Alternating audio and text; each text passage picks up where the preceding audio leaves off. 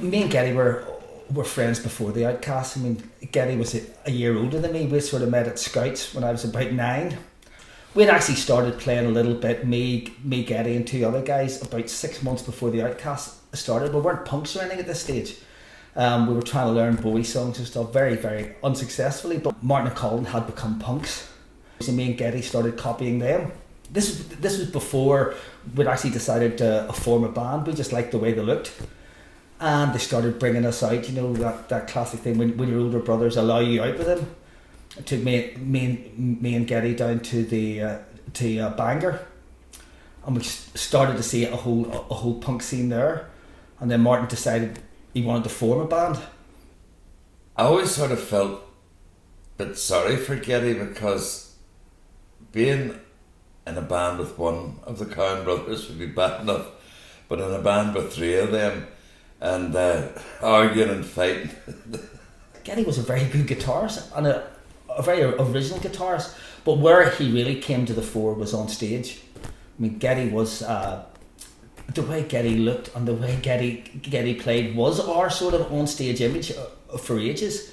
I mean, people didn't look at me as a singer. People looked at Getty because he'd be rolling his eyes and doing his wee moves on the guitar, and he was a brilliant looking guitarist. And then years later, could actually back it up by his playing.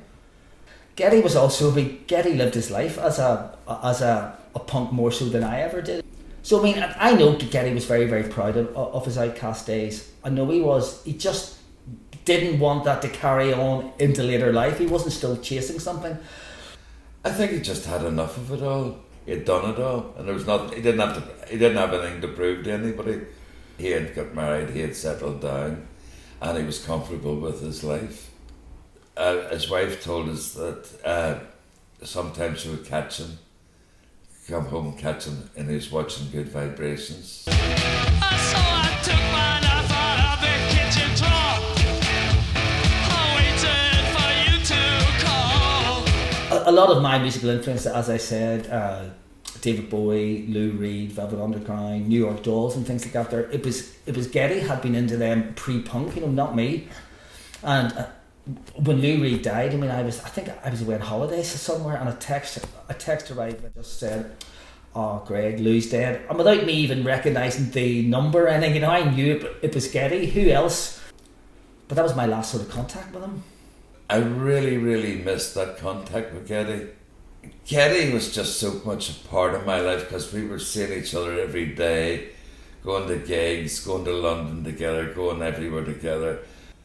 We had some great times together. He used to look after me. I used to get up to all sorts of nonsense, and Getty driving the van and getting me home at night, which sometimes wasn't easy.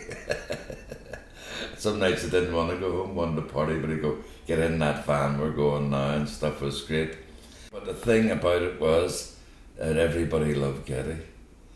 We were just like wee guys from Belfast that didn't have a clue and weren't part of that whole glossy glam rock sort of, lifestyle. And it wasn't for us, but we had some laughs. Getty on stage looked so fierce, far from the character that he was. Getty was really a very gentle soul, and they all loved Getty. The thing about Getty is, I think Getty was a lot more intelligent than people thought he was. There's things about Getty that I don't think we'll ever know. It was very deep in some ways. I think it was Greg phoned me first and told me that Getty had died. And it really was a shock. And it brought back a lot of memories, a lot of good memories. I can't remember ever having any bad memories with Getty. I always knew I didn't see Getty year to year. We would maybe be in touch with the odd text and things like that there. But I always imagined there'd be a magical period when we're all sitting just looking back on some of the things that we didn't laugh about it. I mean, that's what I've been robbed of, from a personal level. I mean, Getty was still the oldest friend that I ever had, and a true friendship doesn't really die because you haven't seen somebody for like a few years. They're still there in your head, and he's still there in my head even though he's dead. But God, I've just missed that time when we would just be sitting over a few drinks just thinking about our entire lives. The day after the funeral really hit me very badly. I broke down. I got up the next morning and I just thought about it all. I thought about all the great times I had and all the things that we'd done together and shared together. Your first initial shock, that there's a wee bit of unbelief, and then just a feeling of real emptiness. It was just solid grief. I mean, he was my best friend. It still is in my head. I'm never going to see him again. It's not been a good year at all. Far from it. I'll be fucking glad to see this year over. Because we lost Bowie, we lost Prince, we lost Leonard Cohen, and we lost Getty. I wasn't looking forward to talking about Getty at all. And I do feel a bit strange talking about him because I honestly don't believe that he's gone. I still believe he's here with us somewhere, you know.